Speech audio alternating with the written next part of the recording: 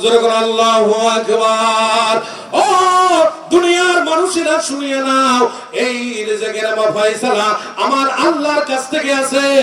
আর এই আল্লাহ দুনিয়ার এমন কোন বিচরণশীল জীব নাই, যেমন কোন বিচরণশীল প্রাণী নাই, এমন কোন মানুষ নাই যাকে আল্লাহ না খাওয়ায় রাখে।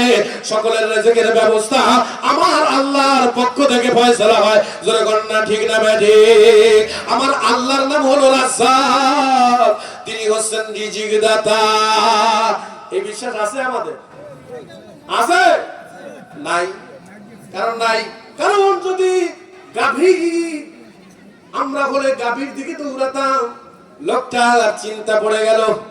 ঠিক আছে, আল্লাহ তো ধৈর্য ধরতে বলেছে, আমাকে ধৈর্য ধরতেই হবে।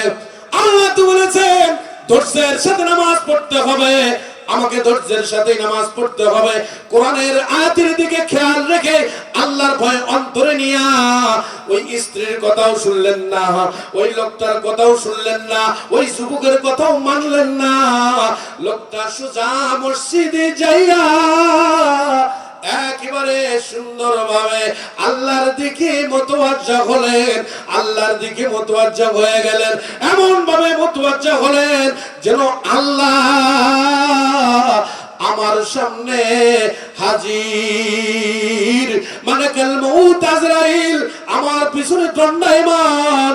কারণ আমার রাসূল বলেছেন as-সালাতুল মিরাজুল মুমিনিন। জোরে বলেন আল্লাহু আকবার। নামাজ হলো ওই মুমিনদের জন্য মেরাজ, নামাজ হলো মুমিনের জন্য মেরাজ। এইভাবে